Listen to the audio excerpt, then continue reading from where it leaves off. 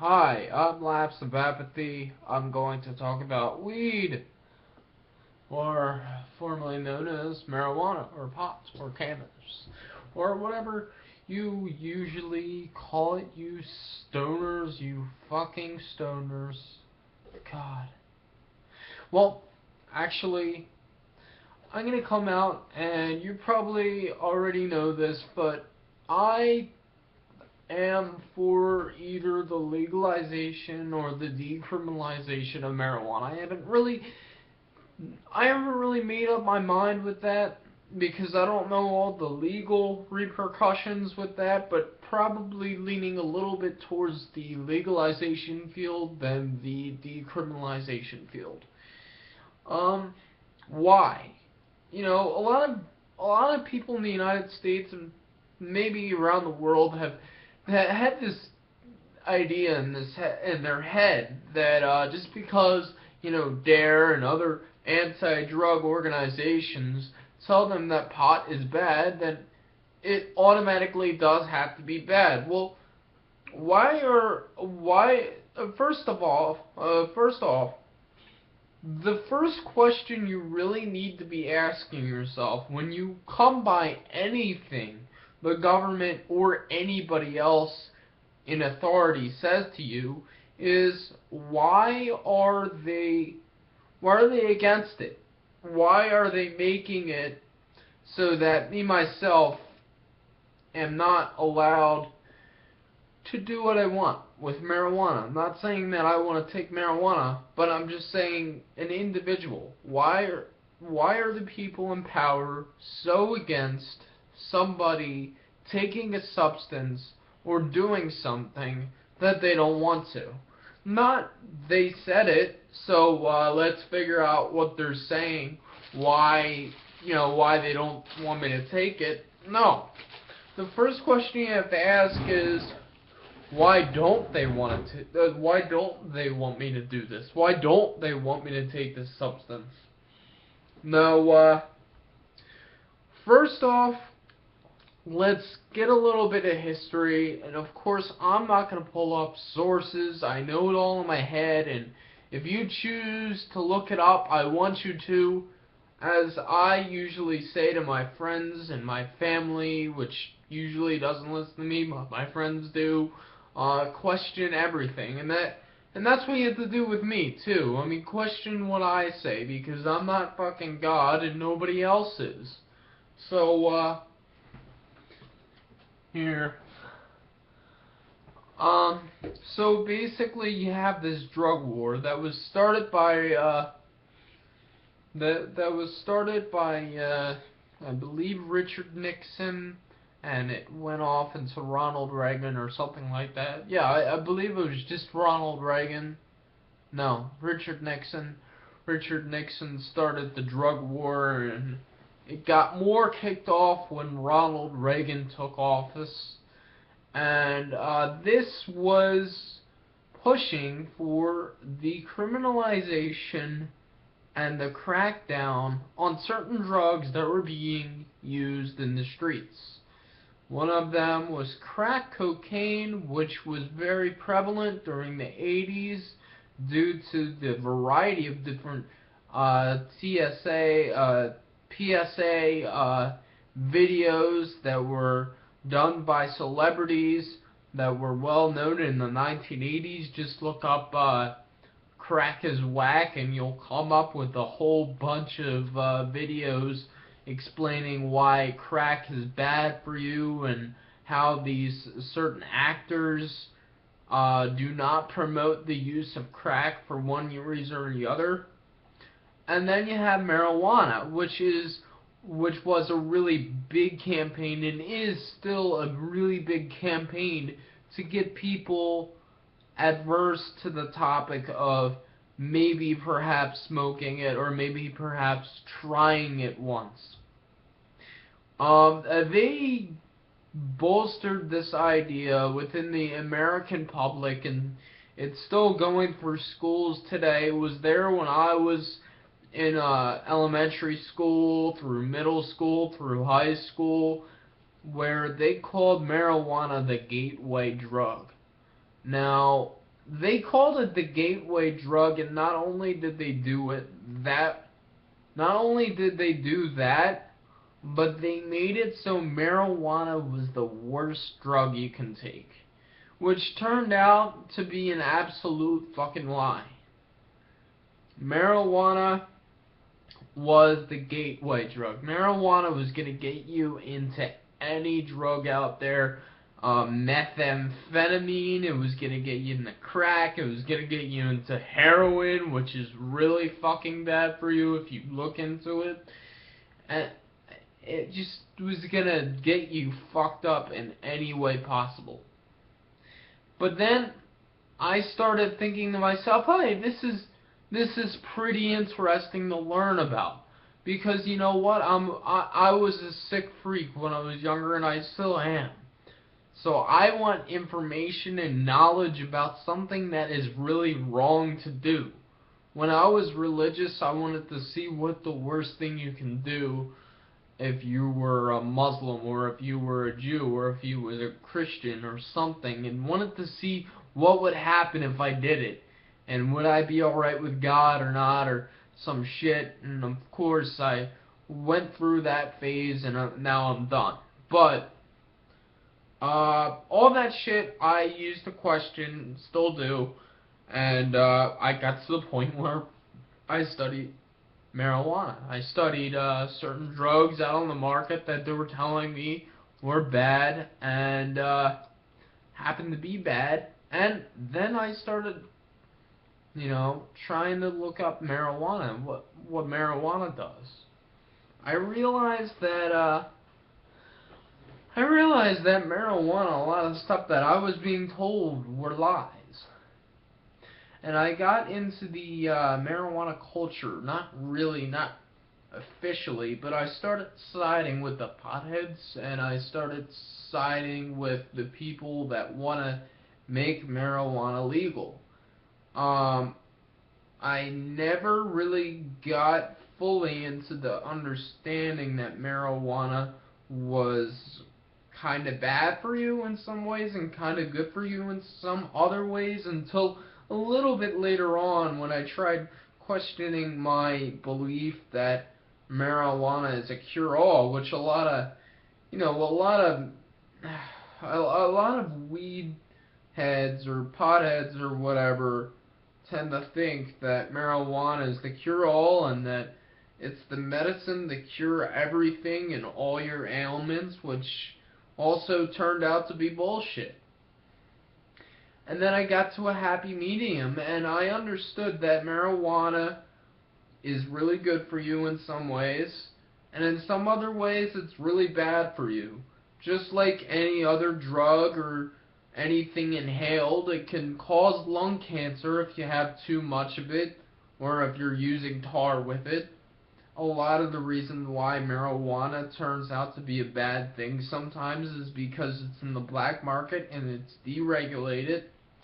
They put other mix-ins with the marijuana to make it cheaper on the black market, which causes an epistatic chemical reaction with the cannabinoids and the THC and the other chemicals within the marijuana, and that causes people to go crazy. And for those of you who do not know what epistatic means, it basically means that one chemical binds with another chemical, causing bad things to happen that weren't supposed to happen in the first place.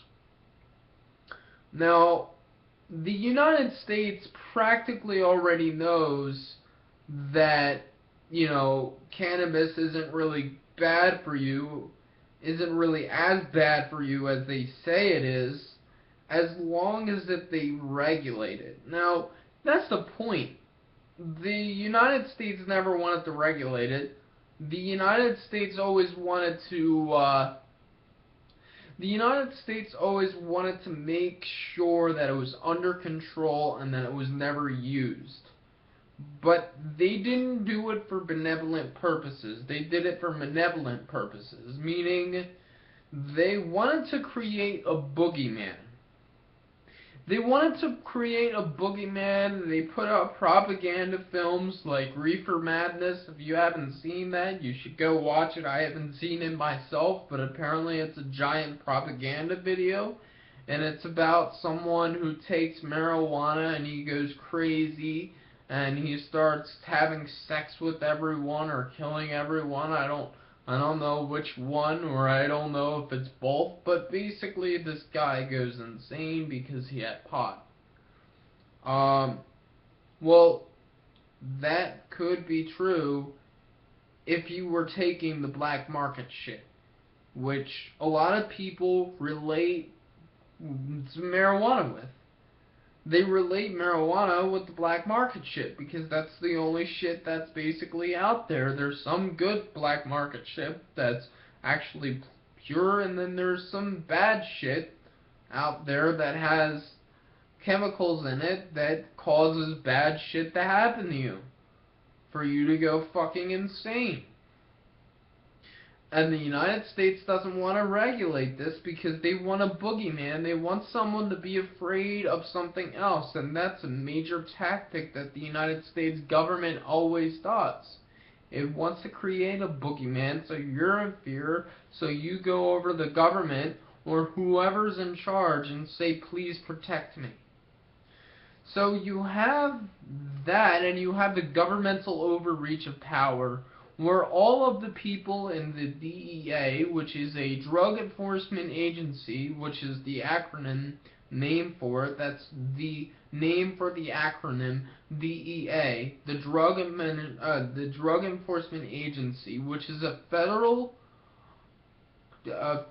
police special forces ops team that goes around the country and cracks down on any marijuana use. Now, the thing is that there's supposed to be individual state rights according to the Constitution and other documents that I don't know of right now that shouldn't allow this, but because of some law that was passed back in 2010, I believe, it's okay for the DEA to even go into places that have legalized medicinal marijuana and legalized marijuana like Colorado and go in there and basically crack down on these people in this state where it is legal, therefore generating an overreach of power and therefore generating an even bigger federal government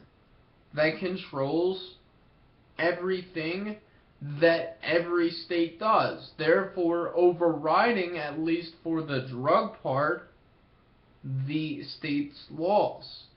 Now, what do these drug enforcement agencies do? What do they do? And what do the local policemen do within the United States where it is illegal to take marijuana? They go into people's houses without a warrant, already an overreach of governmental oversight, and they arrest these people, or they shut down these medicinal marijuana agencies where they're allowed to be. So you're shutting down small shops, you're shutting down people that happen to be either, I don't know, mothers or fathers or single mothers or single fathers or teens or college students usually, or maybe young adults that just got out of college. And you're getting all these adults and you're putting them in prison. Thus, where is the disconnect here? Well, the thing is that the United States actually has the world's largest prison population. Why does it have the world's largest prison population?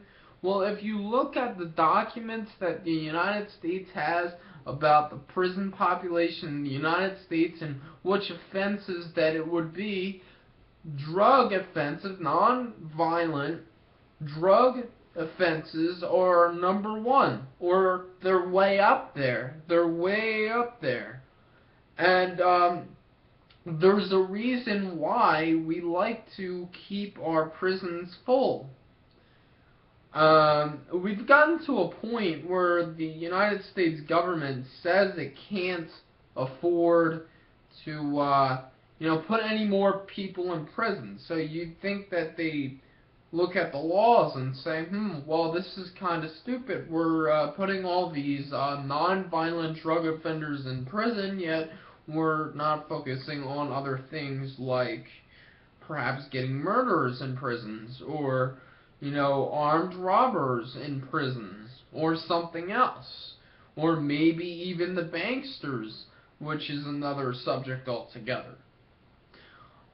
No, instead we're going to get all these non-violent drug abusers in prison, and we're basically filling these prisons. And the reason why is because these prisons are private industry run.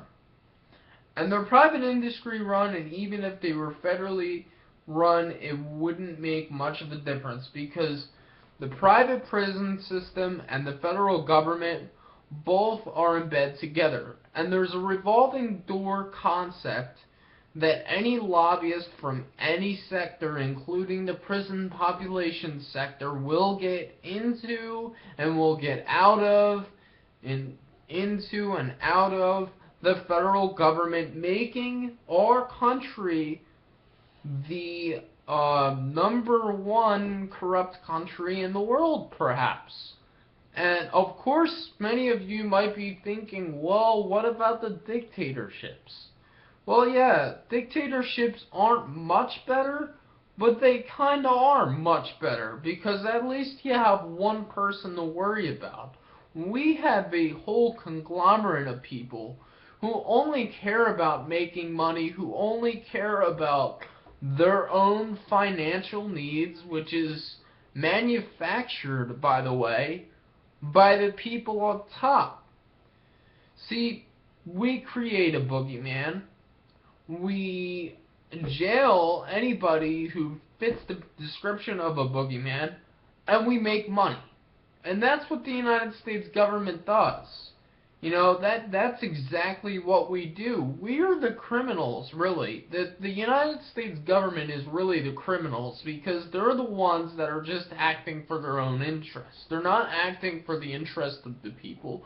They're not acting for the interest of anyone who's actually has a legitimate complaint about the drug war, or about drugs in general. They don't care about us. They don't care about you. Because guess what? Even though they seem all benevolent, they're actually the opposite. They're malevolent. They're malevolent because they want you to come running to them so they can make even more money by making you scared, by making you come to them, and repeating that cycle over and over and over again. Now, the real drug war that we have here is not for marijuana, really. The drug war has sort of taken a turn, where the Republicans are actually for legalizing marijuana. Which you might be like, oh, this is great. We're going to legalize marijuana. Finally, we're getting somewhere. Finally, at least the Republicans are talking about something that I can be on board with. But here's the thing. The this is the type of thinking that you have to get into in order to get out of the game and get out of the mind game that they're playing with you. Now, I used to be there. I used to be in the mind game. I used that thing that Obama was going to change everything, and obviously that was wrong, and I disliked Obama ever since 2010, and I hated him ever since 2011, and I wanted him to fucking die in 2012. I'm not really being serious here, I'm being facetious, but I just wanted him out of office.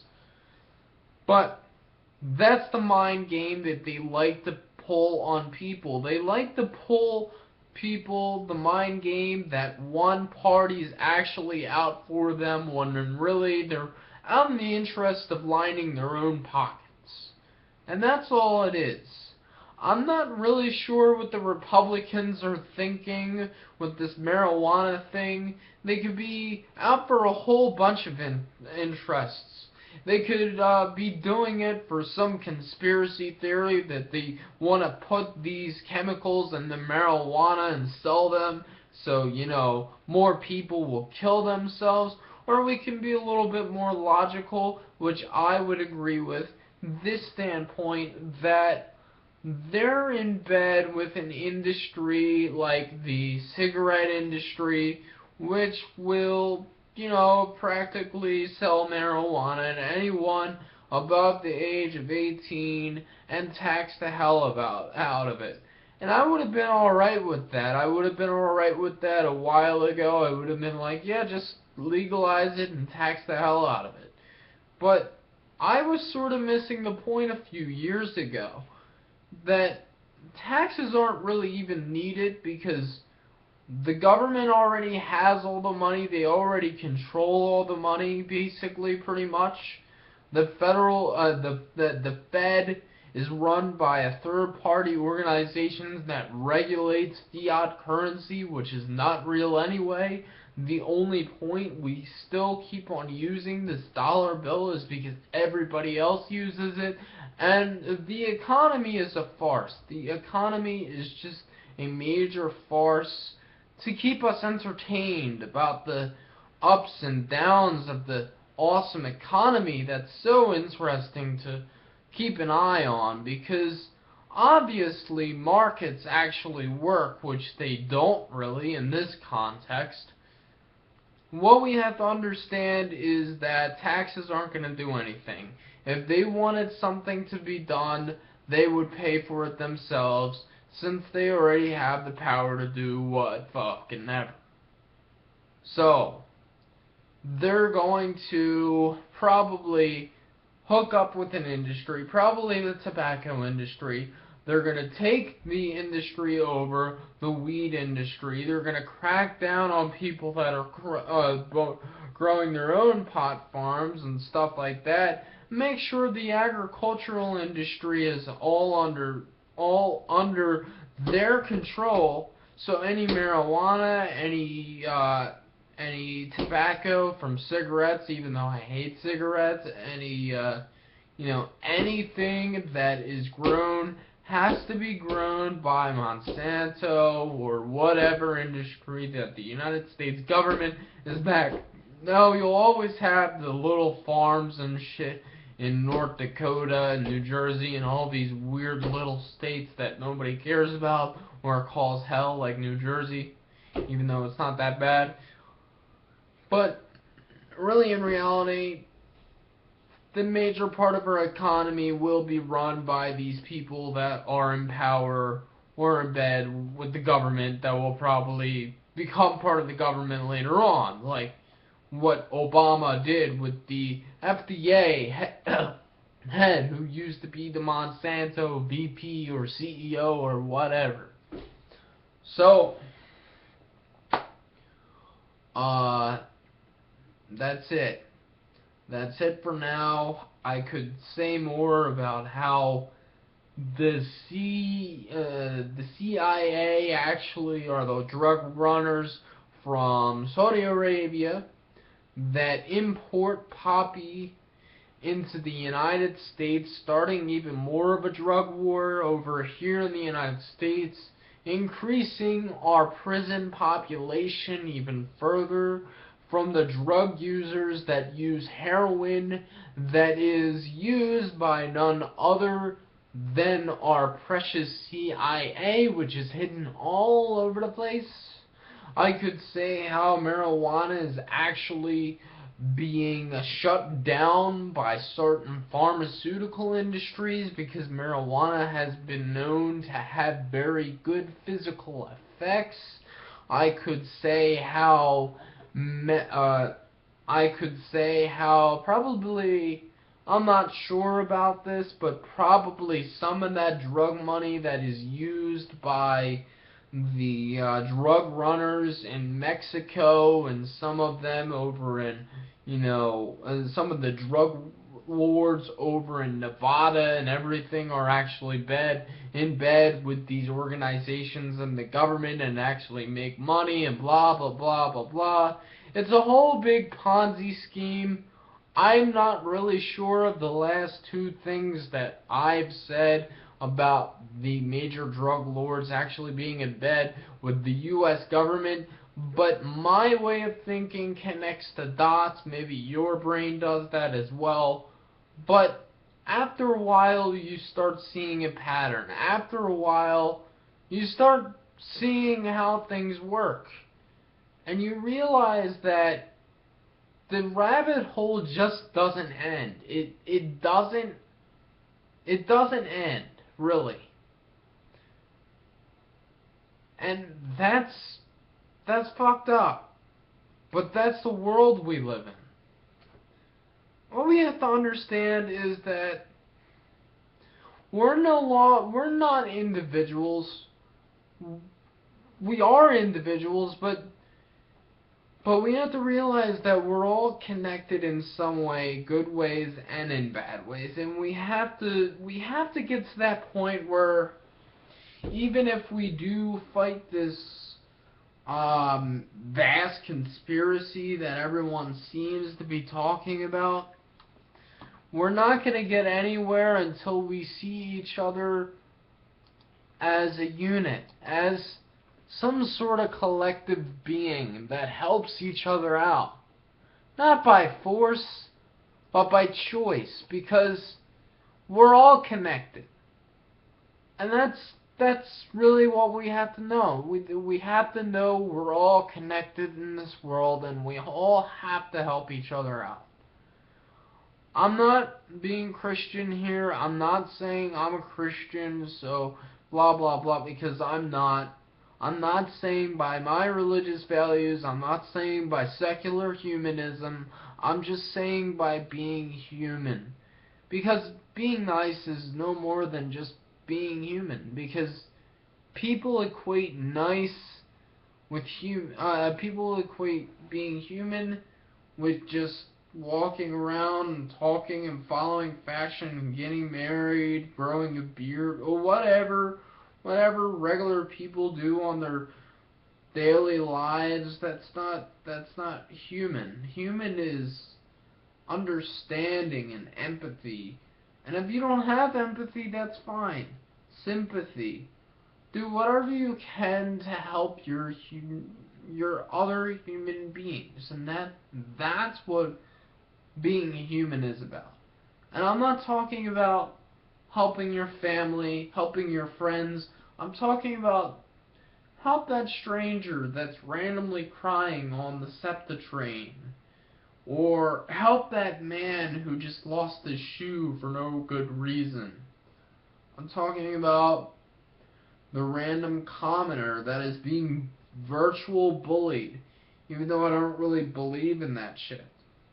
I'm talking about help everyone. Because that's what we need to do. Now, of course, we can't help everyone, but we need to think of each other as equals, and that's all we need to do. This is Lapse of Apathy. It is 1:38 in the morning. I'm off to bed. Bye.